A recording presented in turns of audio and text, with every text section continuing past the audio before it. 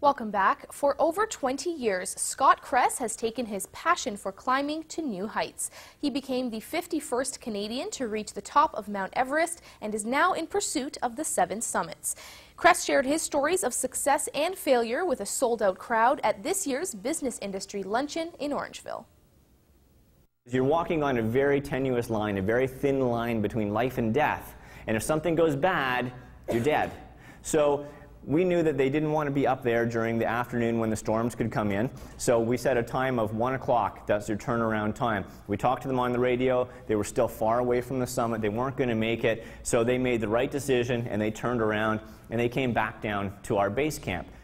For me, going to Mount Everest was a progression. You know, it's a series of goals. I'm a very goal-oriented person, and so I would climb one mountain and think, what's next? And I would continue to go for something bigger and bigger and bigger, and obviously Mount Everest, the biggest out there. And so it was just a progression, a series of events that led me to that. The catalyst of what really got me to Everest, though, is my father was diagnosed and died of cancer a couple of years ago.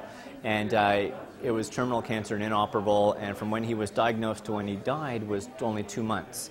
And so for me, it really helped me to, or really reminded me of how fragile life is. I was then diagnosed with cancer shortly thereafter, had a couple of surgeries, and everything is good now, but it, again, really intensified that desire to make the most out of life. And I figured if I want to climb Mount Everest, now's the time to do it. And so I set that goal and made it happen.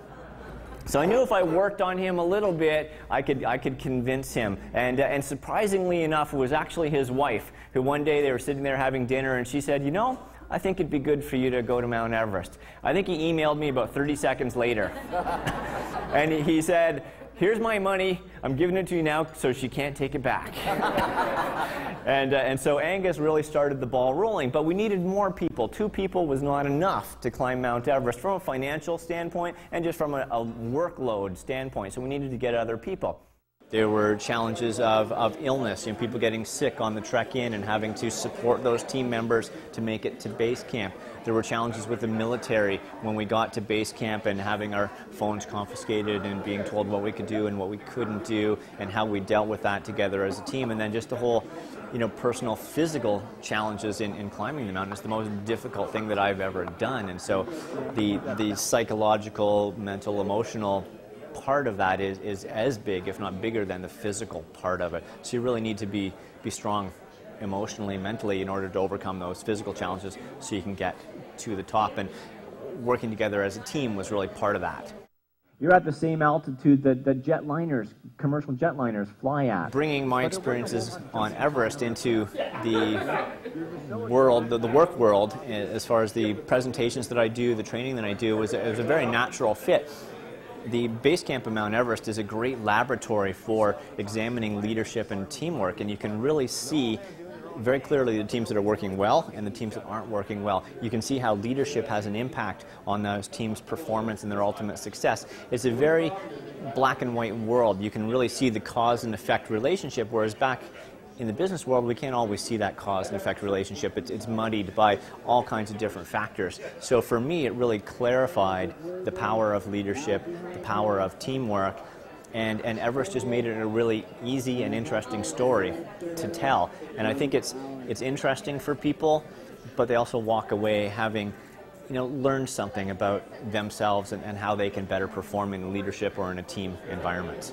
15 to 20. We try to have a general rotation between politicians, economists, and motivational speakers. And we thought this year, especially considering the economy, we didn't want to bring in an economist to tell us what they didn't know that they should have told us a year ago. We didn't want to bring in another politician because we've had them 3 years in a row. So we wanted to bring someone in that would kind of get the crowd a little fired up.